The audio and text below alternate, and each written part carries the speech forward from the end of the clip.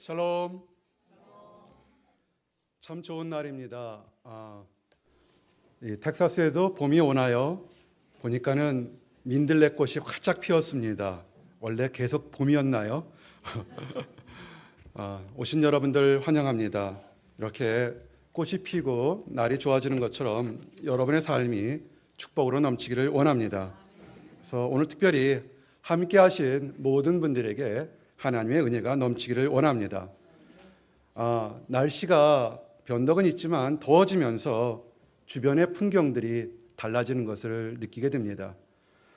잔디 위에 그 브라운 색깔 잔디가 이제는 파릇파릇해지고 그 잔디 위에 여기저기 민들레꽃이 피어 있는 것을 보게 됩니다. 그래서 이곳에 온 지 3개월밖에 안 된 작은 목자의 경우에도 봄은 성큼 다가오지 않았나 이렇게 생각하고 있습니다. 여러분들 마음속에서도 혹시 지난 겨울 내내 이렇게 웅크려지고 있었던 그런 기도의 제목, 희망의 씨앗들이 있었으면 이제는 그것이 다 발아되어서 기쁨으로 활짝 피기를 원합니다. 그런데 혹시라도 마음이 답답하고 힘든 분들이 있습니까? 특별히 어떻게 살까, 무엇을 할까 하는 미래에 대한 생각을 할 때 몰라서 두려움을 가지고 계시는 분들이 있습니까? 특별히 이런 분들에게 오늘 주시는 말씀으로 위로와 소망이 넘치기를 원합니다. 그래서 오늘 주시는 말씀처럼 염려나 두려움을 다 주께 맡겨버리고 평안을 누리시기를 원합니다. 두려움이 사람들에게 찾아오는 데는 정말 여러 가지 이유들이 있습니다.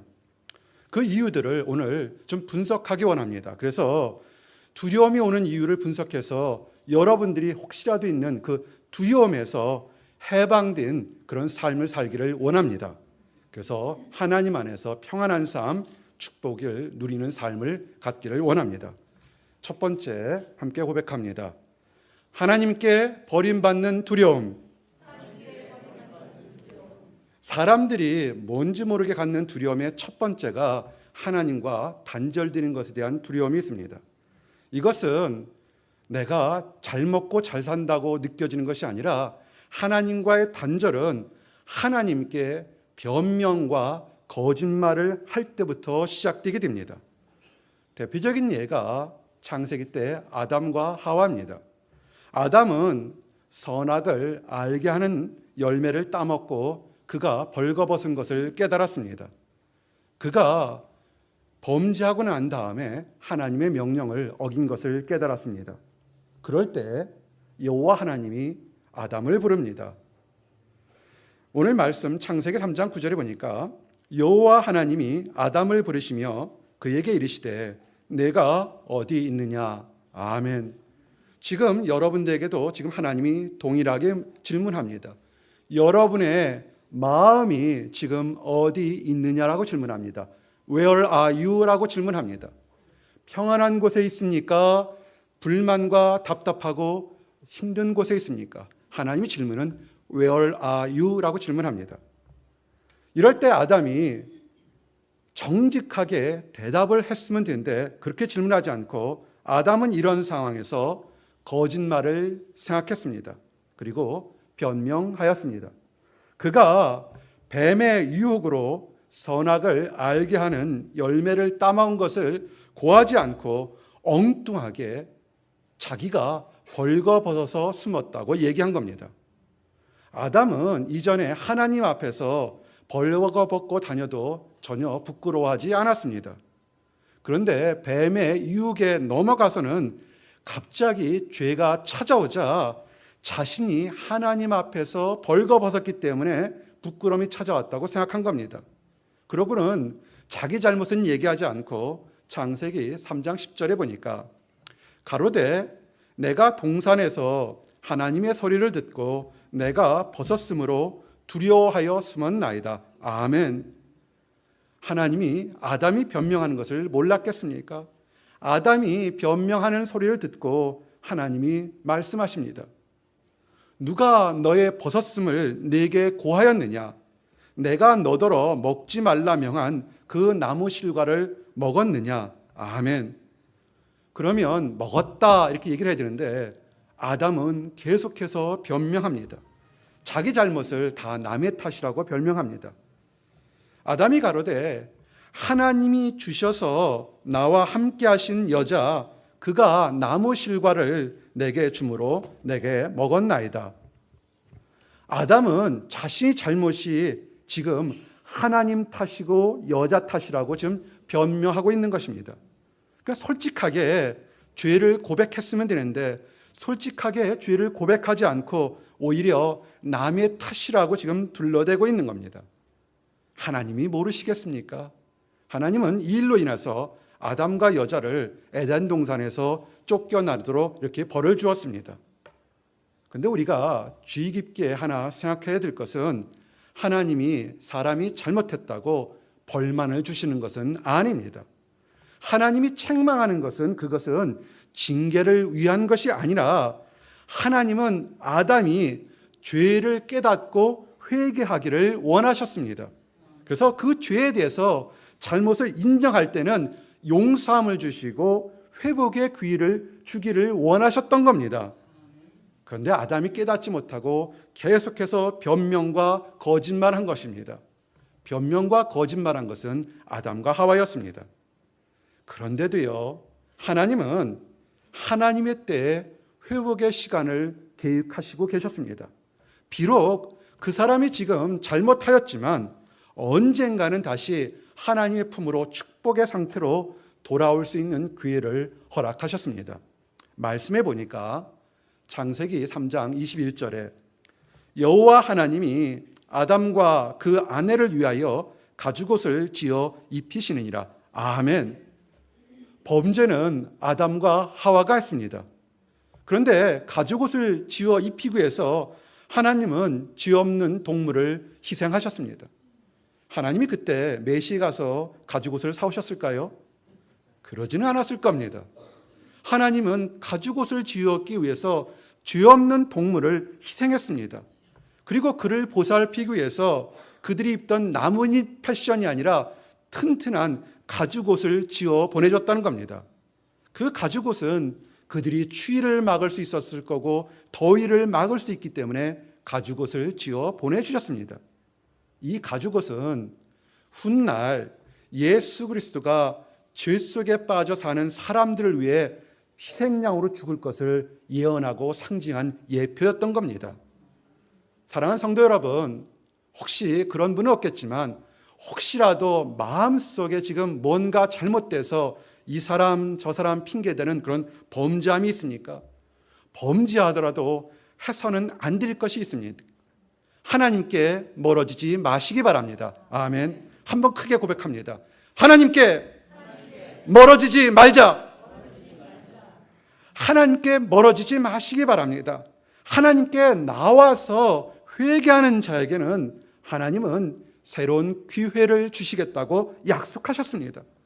이사야서 1장 18절 말씀이 그겁니다.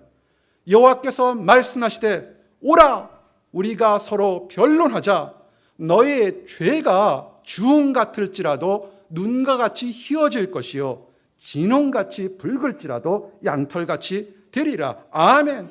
Come now. 하나님께 오라고 말씀하십니다. 하나님은 범죄한 사람 버리지 않으십니다. 스스로 하나님과 떨어져 감으로써 그것 때문에 자기도 모르는 두려움과 초조함 속에 살게 되는 것입니다. 혹시라도 뭔지 모르게 두려움과 초조함이 있다면 혹시라도 내가 지금 하나님으로부터 잠깐 멀어져 가고 있는 것이 아닌가 한번 생각해 보시기 바랍니다. 만일 그렇다면 지금이라도 잘못을 시인하고 하나님께로 다가오면 하나님은 용서하십니다. 마음속에 새로워지는 축복을 받게 되어서 두려움 속에서 해방하게 됩니다. 아멘. 첫 번째 두려움은 하나님으로부터 멀어진 것이라고 증거했습니다. 또 두 번째, 우리들에게 찾아오는 두려움의 종류가 있습니다. 화면 보시고 함께 고백합니다. 시작. 새로운 환경의 두려움. 사람들은 새로운 환경에 적응하기 어려울 때 두려움을 느낍니다. 학생들이 이곳에 유학으로 올 때 두려움 느낍니다. 이곳에 정착하는 우리 레지던트들이 새로운 사업을 시작할 때 두려움을 느낍니다. 특별히 그것이 생업에 관련된, 직접적으로 관련된 그런 기업에 분쟁이 있게 될 때 찾아오는 것은 이 스트레스 정도는 굉장히 심각합니다. 이 생업이 성공하느냐 마느냐에 됐을 때 그때 두려움은 엄청나게 어려운 것입니다. 그런데 이런 두려움에서 해방되는 것은 여러분이 노력하는 것이 아니라 하나님께 맡기는 것입니다. 아멘. 한번 따라하세요. 두려움이 올 때 하나님께 맡기자. 생업, 먹고 사는 것, 어떤 일을 할지, 무엇을 먹고 마실지 하는 이런 생업에 대한 두려움, 이거 고민하지 마시고 하나님께 맡기시기 바랍니다. 아멘. 그냥 간단하게 여러분 귀가 열려서 하나님이 가라는 곳으로 가면, 그리고 하나님이 하라는 일을 하면 되게 됩니다. 그렇게 순종할 때 이 세상살이에 대해서 두려움이 사라지게 됩니다. 이와 같이 새로운 환경에 대해서 굉장히 힘들었을 때 그 환경에 대한 두려움에 이긴 아주 좋은 예가 성경에 기록되어 있습니다. 그 좋은 예가 이삭의 삶입니다. 이삭이 살던 지역에 흉년이 들었습니다. 먹을 것이 없고 마실 물조차 없었습니다. 그래서 이삭은 가족들을 데리고 블레셋 왕이 다스리는 블레셋 왕 아비멜렉이 다스리는 지역에 가서 머물었습니다. 이 히브리 백성들이 심한 흉년이 들었을 때 생각하는 것이 있습니다. 물과 먹을 것이 많은 애굽 땅으로 가는 것이 일반적인 사람들의 생각이었습니다. 왜냐하면 거기는 정말 먹고 마실 물이 풍성하기 때문에 흉년이 들면 이스라엘 사람들은 애굽에 가는 것이 도피처였습니다. 그런데 이삭은 그렇게 하지 않았습니다. 이삭은 자신의 경험이나 듣고 본 그것을 의지하지 않고 위기의 순간에 먼저 하나님, 내가 어디로 갈까요? 어떻게 할까요?를 물었습니다. 그리고 그 말이 떠나기 전까지 행동하신 것이 아니라 듣고 난 다음에 순종했습니다. 창세기 26장 2절에 보니까 여호와께서 이삭에게 나타나 가라사대 애굽으로 내려가지 말고 내가 네게 지시하는 땅에 거하라. 아멘. 상식적으로 생각하게 되면 애굽에 가면 먹고 마실 것이 있는데 그거보다 힘든 다른 곳에 가라고 그럴 때 이 이삭이 순종합니다. 내가 네게 지시하는 땅으로 가라는 하나님의 말씀을 들은 이삭은 순종했습니다. 그래서 하나님의 명령에 순종해서 애굽으로 내려가지 않았습니다. 사랑하는 성도 여러분, 우리가 하나 알아야 될 것이 있습니다. 하나님 명령에 순종했다고 그냥 바로 축복이 확 내려오지 않습니다. 오히려 순종했는데도 오히려 몸과 마음이 또 다른 위기의 순간이 찾아와서 시험 받을 때도 있다는 것을 좀 아셔야 됩니다. 애굽으로 내려가지 않은 이삭의 가정은 블레셋의 그랄 지역에 머물었습니다. 이삭은 고민이 하나 있었습니다. 이삭의 아내가 미모가 뛰어났습니다. 그래서 이삭의 아내인 리브가가 이 블레셋 왕 아비멜렉에게 빼앗길까 봐 초조했습니다. 잘못하면 자기 아내를 노리는 사람들 인하여 자기의 목숨을 빼앗기게 생겼습니다. 그래서 그때 그 초조한 상황을 성경은 이렇게 기록되고 있습니다. 창세기 26장 7절에 보니 그곳 사람들이 그 아내를 물으매 그가 말하기를 그는 나의 누이라 하였으니 리브가가 보기에 아리따움으로 그곳 백성이 리브가로 인하여 자기를 죽일까 하여 그는 나의 아내라 하기를 두려워함이었더라. 아멘. 이삭은 두려움 때문에 자기 아내를 아내로 하지 못하고 누이라고 거짓말했습니다. 이삭이 그 지역에 오래 머물게 됨으로써 거짓말이 드러나게 됐습니다. 거짓말은 시간이 문제지 드러나게 돼 있습니다. 아비멜렉 왕이 화가 났습니다. 이삭을 불러서 리브가가 당신의 아내인데 어찌하여 누이라고 하였냐고 질문했습니다. 우리 처음에 말할 때 두려움이 올 때 어떻게 하라고요? 정직하게 대답하라고 했습니다. 이삭이 처음에는 거짓말했는데 이제는 다 들켜서 이제 죽기 될 순간에 이 이삭이 진실을 얘기합니다. 사실대로 얘기를 합니다. 창세기 26장 9절에 보니까 이때 죽기를 각하고 사실대로 얘기합니다. 이삭이 그에게 대답하되 내 생각에는 그로 인하여 내가 죽게 될까 두려워하였음이로라. 아멘. 사람 앞에서 솔직하게 잘못을 시인한 이삭의 운명은 마치 바람 앞에 촛불처럼 굉장히 위험한 신세가 되었습니다.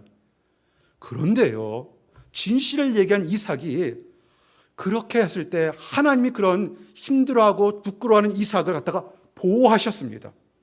하나님의 보호하심으로 이삭이 노력하지 않았는데 오히려 그 가정과 자기 자신의 생명을 지키도록 됐습니다. 이 아비멜렉 왕이 그것을 깨닫고 이제는 리브가를 자신의 아내로 얻으려고 했던 실수를 아비멜렉 왕이 인정합니다. 그리고는 자기 백성들에게 누구도 이삭도 건들지 말고 리브가도 건들지 말라고 오히려 더 큰 명령을 내려주었습니다. 하나님의 보호하심으로 사람이 생각하지 않았던 엉뚱한 축복의 결과가 나오게 된 겁니다. 아비멜렉의 말입니다. 아비멜렉이 이에 모든 백성에게 가로되 이 사람이나 그 아내에게 범하는 자는 죽이리라 하였더라. 아멘. 참 재미있습니다. 살겠다고 거짓말할 때는 위기의 순간에 몰렸는데 하나님 바라보고 진실을 얘기했더니 안 믿는 사람이 오히려 보호하는 그런 역사가 일어난 겁니다. 새로운 환경에서 삶을 결정하는 것에서 이삭은 하나님의 명령을 순종하면서 위기를 넘겼습니다.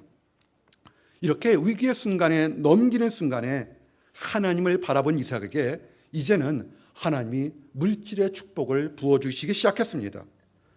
그 후에 이삭이 농사를 지었는데요, 한 배도 아니고 두 배도 아닌 100배가 넘는 엄청난 수확을 얻었습니다.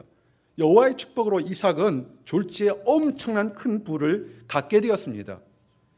그런데 부를 갖게 되면 옆에 사람들도 기뻐해야 되는데 블레셋 왕이 이삭이 부자가 되니까 마음이 확 변해버렸습니다. 이전에는 이삭이 보잘것없는 이방인 나그네로 자기 영토에서 빌부터 사는 사람이라고 생각했는데 이삭이 갑자기 부를 크게 부유하게 되자 이제는 이삭을 경쟁자로 생각하게 됐습니다. 그래서 이제 오히려 이삭을 핍박하게 됐습니다. 아비멜렉 왕의 눈에는 이삭의 무리가 점점 강해지는 것을 보니까 질투와 위협을 느낀 겁니다. 현대말로 얘기하면 웬 굴러온 돌이 박힌 돌을 뺀다고 생각해서 질투와 분노가 막 쌌던 겁니다. 그래서 이제는 이삭을 모함하고 직접적으로 생명의 위협을 가하기 시작했습니다. 이삭의 아버지가 누굽니까? 아브라함입니다. 이삭의 아버지가 아브라함이 이삭을 주려고 판 우물을 다가서 자기 하인들 시켜서 우물을 메워버렸습니다. 우물을 메우면 어떻습니까? 먹을 물이 없어서 죽으라는 겁니다. 이삭이 망하기를 바랬습니다. 그리고 이제 직접적으로 더 나아가서 이삭과 함께 그 땅에 있는 것을 싫어했습니다. 이삭 보고 다른 곳으로 가라고 명령합니다. 창세기 26장 16절에 보니 아비멜렉이 이삭에게 이르되 네가 우리보다 크게 강성한즉 우리를 떠나라. 사랑하는 성도 여러분, 이럴 때 여러분 어떻게 하시겠습니까? 이삭은 아비멜렉 왕과 싸움하지 않았습니다. 싸움을 피했습니다. 싸움을 피하는 것은 갑작스럽게 또 새로운 곳에 가서 살아야 된다는 그런 힘든 것을 얘기합니다.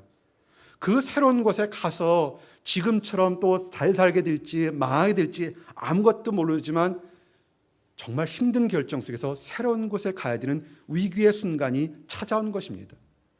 이삭의 생각에는 억울했습니다. 하나님을 믿고 여기 왔는데 또 새로운 곳으로 이사를 가야 되는 그런 위기의 순간에 빠졌던 것입니다. 그리고 새로운 곳에 가서 살고 죽을지 모르는 우물을 어떻게 얻을 수 있을지 아무것도 모르는 것입니다. 그런데 이삭은 싸우지 않고 이전에도 지켜주신 하나님이 앞으로도 지켜줄 거라 생각하고 싸우지 않고 새로운 곳으로 갔습니다. 그리고 하나님만 믿고 맨 땅에서 우물을 파기 시작했습니다. 아무나 판다고 우물 나오나요?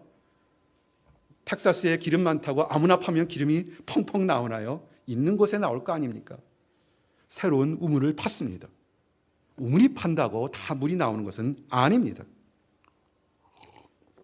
그런데 놀랍게도 이삭의 하인들이 우물을 2번씩이나 팠는데 2번씩이나 새로운 물이 펑펑 쏟아져 나온 겁니다. 축복이에요. 기적입니다. 우물이 나오자마자 그럴 때마다 이 블레셋 왕들이 질투가 나서 사람들을 다 데려오고서는 이 우물 내 거라고 도와주지도 않았는데 그 우물들 다 뺏어가 버리는 겁니다. 다툼이 일어났습니다. 수고하지도 않고 남이 노력해서 얻은 것을 자기 것이라고 주장한 것입니다. 도적의 심보로 이삭을 회방하고 죽이려고 한 것입니다. 사랑하는 성도 여러분, 여러분은 이럴 때 어떻게 하겠습니까? 이삭은 싸우지 않았습니다. 또 하나님을 믿고 또 다른 곳에 갔습니다. 이삭은 이방이기 때문에, 나그네이기 때문에 싸움을 피했습니다. 새로운 환경에 사는 서름 같은 것입니다.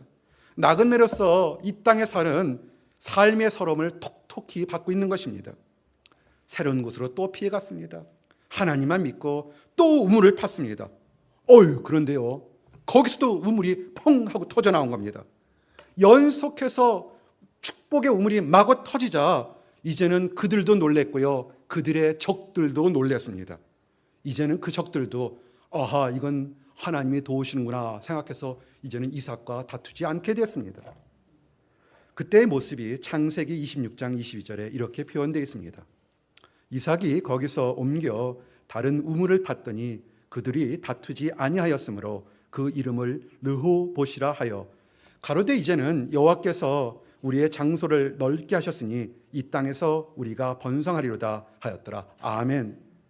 그런데 우리가 하나 꼭 알아야 될 것은 문제가 해결될 때 이삭은 먹고 마시고 야 운도 좋다 이렇게 하지 않았습니다. 문제가 해결될 때 이삭은 브엘세바로 올라갔습니다. 이삭은 문제를 두려워하지 않았습니다. 브엘세바로 올라가서 예배드리러 올라갔던 겁니다. 그리고 문제가 해결되었다고 절대로 교만하게 행동하지 않았습니다. 가장 먼저 문제가 해결되었을 때 하나님께 도우심에 대해서 감사를 표현했습니다. 그래서 브엘세바 가서 감사 예배를 드렸습니다. 감사를 표현하는 이삭에게 하나님이 나타나셔서 말씀하십니다. 축복해 주십니다. 두려워하지 말라고 말씀하십니다. 창세기 26장 24절의 축복입니다. 그 밤에 여호와께서 나타나 가라사대 나는 내 아비 아브라함이 하나님이니 두려워 말라. 아멘. 하나님의 말씀을 듣는 축복을 받은 이삭은 너무나 기뻤습니다. 그래서 그곳에 단을 쌓고 여호와의 이름을 부르며 예배를 크게 드렸습니다. 그랬더니요, 예배를 크게 진심으로 드렸더니 기대하지 않았던 새로운 우물이 거기서도 또 다른 축복을 받게 되었습니다. 감사를 드리고 올바르게 예배를 드렸더니 기도하지 않았던 축복이 또 은혜의 선물로 받게 된 것입니다. 창세기 26장 25절에 보니까 이삭이 그곳에 단을 쌓아 여호와 이름을 부르고 거기 장막을 쳤더니 그 종들이 거기서도 우물을 팠더라. 아멘. 사랑하는 성도 여러분, 이리저리 쫓겨다니지만 이삭이 한 건 단 한 가지입니다. 하나님의 도우심만을 바라보고 하나님의 뜻에 순종했습니다. 그런데 이렇게 순종할 때 이삭이 축복을 얻었습니다. 축복을 주신 이유가 있습니다. 이 축복을 받는 모습을 본 이방 사람들에게 이제 그들이 도전을 받았습니다. 이삭의 일행들이 핍박을 받고 조롱받아도 새로운 축복의 샘들을 연거푸 얻는 것을 보고 하나님의 사람들이 축복받는 걸 보고 이방인들이 이제 찾아왔습니다. 거꾸로 그전까지는 죽이려고 쫓아냈던 한 사람들이 기도 응답이 계속 일어나니까 그들과 화평하자고 이렇게 오게 된 겁니다. 하나님만 바라보고 나가십시오. 하나님만 바라보고 나갈 때 오히려 믿지 않던 원수 이방인들까지에게도 선한 영향을 미치게 됩니다. 그때 모습이 이렇게 기록됐습니다. 혼자 오지 않고요, 떼거리로 확 몰려왔어요. 아비멜렉과 그 친구 아우셋과 군대 장관 비굴로 더불어 그랄에서부터 이삭에게 와서 다음같이 말했습니다. 그들이 가로되 여호와께서 너와 함께 계심을 우리가 분명히 보았으므로 우리의 사이 곧 우리와 너희 사이에 맹세를 세워 너와 계약을 맺으리라 말하였노라. 너는 우리를 해하지 말라. 이는 우리가 너를 범하지 아니하고 선한 일만 내게 행하며 너로 평안히 가게 하였음이라. 이제 너는 여호와께 복을 받은 자니라. 아멘. 선한 일을 하지 않았죠. 우물 맞고 쫓아냈는데 변명하지만 그러나 결론은 중요합니다. 우리가 어떻든 간에 내가 보니까 너는 하나님으로부터 복받은 사람이다. 인정을 받은 겁니다. 하나님 안에서 순종하고 기다렸던 이삭에게는 그들의 대적들이 먼저 찾아와서 화평을 청하는 그런 선물을 얻게 된 겁니다. 사랑하는 성도 여러분, 새로운 환경에 지금 처해져 있습니까? 새로운 사업을 시작하는 두려움이 있습니까? 그거 문제 보지 마시고 여러분의 판단하지 마시고 하나님만을 바라보기를 원합니다. 하나님을 바라보는 거 두 가지입니다. 함께 따라하세요. 기도하자. 예배하자. 하나님을 바라본다는 것은 먼저 기도하고 감사 예배를 드리면서 말씀을 들으려고 하시기 바랍니다. 행동하지 말고 말씀을 듣고 난 다음에 행동하시기 바랍니다. 그러면 두려움이 사라집니다. 말씀을 듣고 행동하게 되면 어떤 환경 속에서 보호하시는 하나님을 인하여 나도 모르게 입에서 찬양이 넘쳐나오게 됩니다. 두려움에서 해방하게 됩니다. 두려워하지 말라고 하나님은 약속했습니다. 두려워 말라, 내가 너와 함께함이라. 놀라지 말라, 나는 내 하나님이 됨이라. 내가 너를 굳세게 하리라. 참으로 너를 도와주리라. 참으로 나의 의로운 오른손으로 너를 붙들리라. 아멘. 이제 세 번째, 좀 길지만 함께합니다. 비전 없는 두려움. 하나님의 권위 앞에서 인간의 연약함은 다 드러나게 됩니다. 특별히 비전 없는 삶, 소망 없는 삶, 내일에 대한 기약이 없는 삶은 두려움이 큰 것입니다. 이런 질문들을 하게 됩니다. 내가 무엇을 위하여 이렇게 열심히 살았는가? 또는 나는 지금 무슨 희망을 가지고 살고 있는가? 이런 질문들이 있습니다. 이런 질문할 때 마땅히 답할 대답이 없는 사람은 이 사람 답답한 사람입니다. 이런 답답한 삶이 하나님을 만날 때 자신이 아무런 공로가 없기 때문에 자기도 모르게 두려움을 갖게 되는 겁니다. 또한 하나님의 축복의 말씀을 듣지만 비전에 대한 확신이 없기 때문에 두려움을 갖게 되는 겁니다. 용기가 없는 것과 하나님의 도우심과 인도하심을 확실하지 못하기 때문에 사람은 두려움을 갖게 되는 겁니다. 어찌 보면 이런 두려움을 갖는 것은 당연한 일일지도 모르겠습니다. 사람마다 자라온 환경이 달라서 마음속에 상처받은 것들이 있습니다. 그래서 스스로 판단해서 잘하지 못하는 것들에 대해서 우리는 두려움이 있습니다. 잘할 수 없는 것을 시키거나 잘할 수 없는 것이 우리에게 다가오게 되면 우리에게 두려움이 찾아오게 됩니다.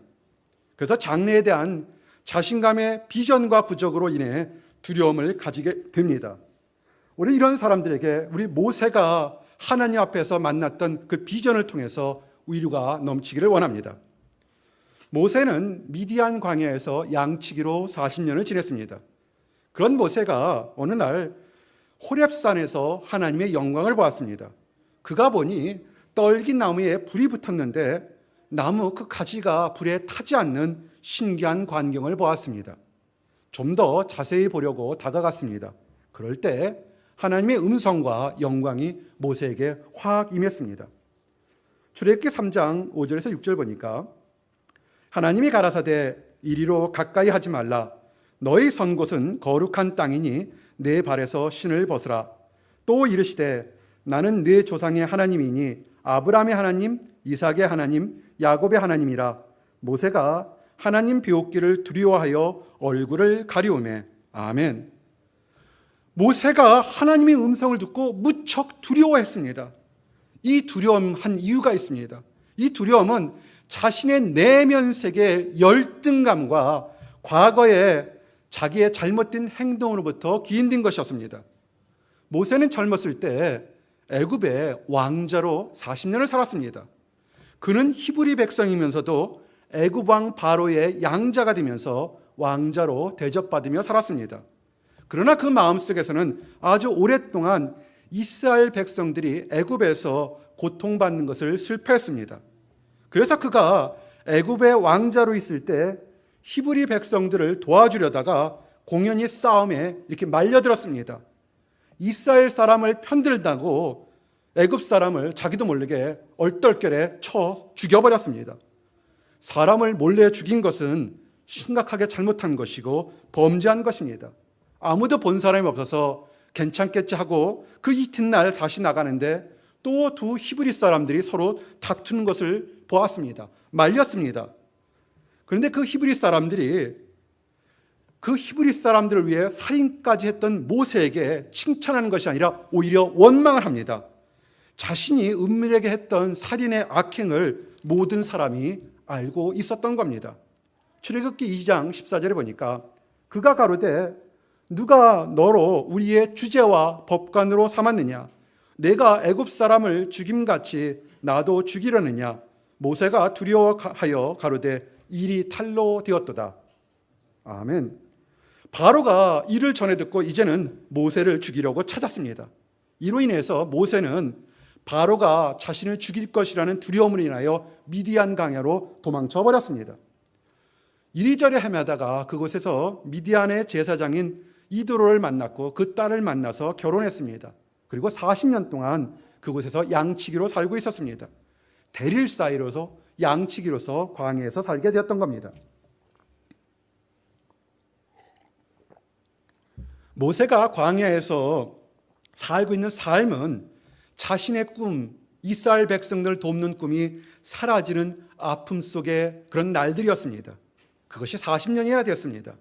그런 와중에 호렙산에서 떨기나무에 불이 붙었는데 가지가 타지 않는 신기한 상황을 목격한 것입니다.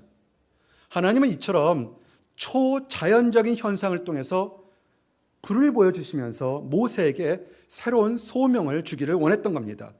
애굽에서 고통받고 있는 히브리 백성을 구하는 소명을 모세에게 주기를 원했던 겁니다.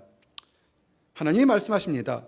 이제 내가 너로 바로에게 보내어 너로 내 백성 이스라엘 자손을 애굽에서 인도하여 내게 하리라. 아멘. 출애굽기 3장 10절 말씀입니다. 근데 모세가 두려워합니다. 왜 그러냐면 모세는 과거에 히브리 백성들에게 받은 마음의 상처가 굉장히 깊게 있었습니다. 목숨을 걸고 도와줬는데 고맙다는 얘기한 것이 아니라 오히려 배척받은 상처가 너무 심했던 겁니다. 그리고 바로가 아직도 자신을 죽이려 한다는 그 두려움이 가득 차 있었습니다. 그리고 자신을 돌아볼 때 그렇게 큰 일을 감당할 능력이 부족한 것을 깨달았습니다. 그래서 모세는 하나님께 솔직하게 그 소명을 감당할 수 없다고 고백했습니다. 모세가 하나님께 고하되 내가 누구간데 바로에게 가며 이스라엘 자손을 애굽에서 인도하여 내리이까. 비전이 없는 사람, 두려움에 잡힌 사람들의 특징이 있습니다. 내 힘만으로, 내 능력만으로 문제를 해결해야 된다는 강박관념에 사로잡혀 있게 됩니다. 하나님이 비전을 줬을 때는 그 사람의 힘만이 아니라 하나님의 힘으로 합력해서 하도록 이미 일을 계획하신 것을 인정하지 않는 것입니다. 하나님이 얘기합니다. 하나님이 가라사대 내가 정녕 너와 함께 있으리라. 내가 백성을 애굽에서 인도하여 낸 후에 너희가 이 산에서 하나님을 섬기리니 이것이 내가 너를 보낸 증거리라. 아멘. 내가 너와 함께 있으니까 가라 그러는데도 모세는 여전히 두려워했습니다. 하나님의 비전에 대해서 확신이 없었기 때문에 그렇습니다. 함께 하시겠다는 하나님에 대한 말씀의 신리가 없었던 겁니다. 그래서 모세는 할 수만 있으면 이 사명을 피하려고 억지로라도 핑계거리를 찾았습니다. 이것은 마치 아담이 하나님 앞에서 변명하듯이 모세도 내가 말을 잘 하지 못하기 때문에 갈 수 없다고 변명했습니다. 모세의 변명입니다. 모세가 여호와께 고하되 주여 나는 본래 말에 능치 못한 자라 주께서 주의 종에게 명하신 후에도 그러하니 나는 입이 뻣뻣하고 혀가 둔한 자니라. 아멘. 이렇게 두려움으로 변명하는 모세에게 하나님이 다정하게 얘기합니다. 명령합니다. 부탁합니다. 천지를 누가 창조했는가? 사람을 누가 만들었냐고 질문합니다. 그러면서 하나님이 자신의 능력을 설명하면서 이스라엘 백성을 구원하는 그 사역을 감당하라고 얘기합니다. 출애굽기 4장 11절 12절에 하나님 얘기합니다. 여호와께서 그에게 이르시되 누가 사람의 입을 지었느냐? 누가 벙어리나 귀머거리나 눈 밝은 자나 소경이 되게 하였느냐? 나 여호와가 아니뇨? 이제 가라. 내가 네 입과 함께 있어서 할 말을 가르치리라. 아멘. 사랑하는 성도 여러분, 그런데 비전이 없는 모세는 오히려 하나님 앞에 자신이 갈 수 없다고 변명을 합리화시킵니다. 하나님이 나타나셔서 말씀하셔도 비전이 없어서 두려움 때문에 가지 못하고 있는 것을 얘기하는 겁니다. 대듭니다. 안 하겠다는 겁니다. 같이 함께 하자 그러는데 안 하겠다는 겁니다. 출애굽기 4장 13절에 모세가 대듭니다. 모세가 가로되 주여 보낼 만한 자를 보내소서. 이제는 하나님도 참다 화가 나셨습니다. 하나님의 명령을 자꾸만 미루는 모세에게 하나님은 화를 내셨습니다. 그러면서도 그 연약함을 보완할 모세형 아론을 주셨습니다. 여호와께서 모세를 향하여 노를 바라시고 가라사대 레위 사람 네 형 아론이 있지 아니하뇨? 그의 말 잘함을 내가 아노니 그가 너를 만나러 나오나니 그가 너를 볼 때 마음에 기뻐할 것이라. 아멘. 하나님은요, 모세를 불렀을 때 이미 아론도 예비하셨습니다. 비전 때문에 능력이 없다고 부족할 때에도 이미 그 모세를 도울 계획을 함께 가졌던 겁니다. 하나님이 말씀하십니다. 그가 너를 대신하여 백성에게 말할 것이요 그는 내 입을 대신할 것이요 너는 그에게 하나님같이 되리라. 아멘. 모세를 향한 하나님의 비전으로서 그 사역을 감당하기 위해서 말을 아주 잘하는 아론을 이미 예배해 놓으셨습니다. 그러므로 자신이 능력이 없어서 할 수 없다고 두려워할 필요가 아무것도 없는 것입니다. 사랑하는 성도 여러분, 여러분이 지금 무엇을 해야 될지 모르는 두려움, 답답함이 있습니까? 그거 갖지 마시기 바랍니다. 먼저 하나님 말씀을 들으시고 순종하기로 결심하면 그 두려움이 사라지게 됩니다. 그리고 그 이후에도 말씀대로 순종하면 됩니다. 모세에게는 이스라엘 백성을 구하라고 그랬습니다. 여러분들에 대한 소명이 뭔지 아십니까? 하나님이 지금 함께한 여러분들에 대한 콜링, 비전이 있습니다. 그것은 한 가지입니다. 여러분들이 어떤 환경 속에서도 하나님 안에서 은혜와 평강을 누리는 것입니다. 아멘. 로마서 1장 7절에 여러분들에 대한 하나님의 소명입니다. 하나님의 사랑하심을 입고 성도로 부르심을 입은 모든 자에게 하나님 우리 아버지와 우리 주 예수 그리스도를 쫓아 은혜와 평강이 있기를 원하노라. 아멘. 성도로 부름받은 모든 사람에겐 피스, 평강을 주시기를 원하는 것이 성도를 향한 하나님의 비전입니다. 이 평강을 누리도록 우리는 어떤 환경 속에서 두려움 없이 살아가는 것이 성도의 사명입니다. 그런데 어떤 성도들은 이 사명을 두려워합니다. 과거 자신이 받은 상처 때문에 또는 잘못된 행동 때문에 모세처럼 두려워하는 사람들이 있습니다.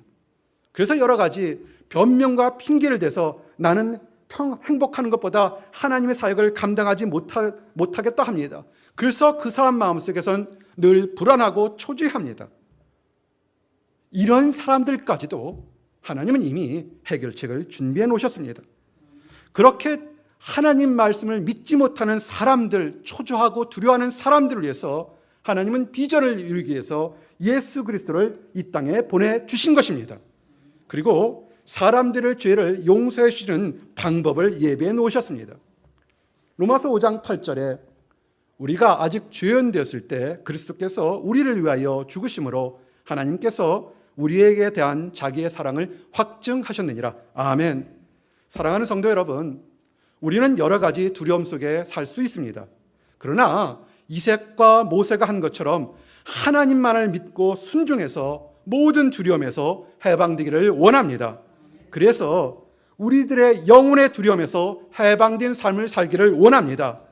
또한 우리 주변에 하나님의 비전을 알지 못해서 여전히 과거의 상처와 행동들로 인하여 두려움 속에 사는 사람들이 있습니까? 그들에게도 희망을 전해주기를 원합니다. 그래서 그 사람들도 우리와 같이 두려움에서 해방돼서 평화를 누리도록 하기를 원합니다. 이 일을 잘 감당해서 칭찬받는 모든 성도들이 되시기를 예수님 이름 받들어 축원합니다. 아멘. 기도하시겠습니다. 하나님 감사합니다. 아버지, 우리들에게 모든 두려움에서 해방되게 하심을 인하여 감사합니다. 하나님의 말씀과 예수 그리스도의 사랑으로 우리가 두려움에서 해방되게 하심을 인하여 감사합니다. 우리가 받는 두려움에서 해방이 우리뿐만 아니라 우리 주변에 있는 모든 사람들도 같이 누릴 수 있도록 허락하여 주시옵소서. 감사드립니다. 예수 그리스도를 받들어 기도드렸습니다. 아멘.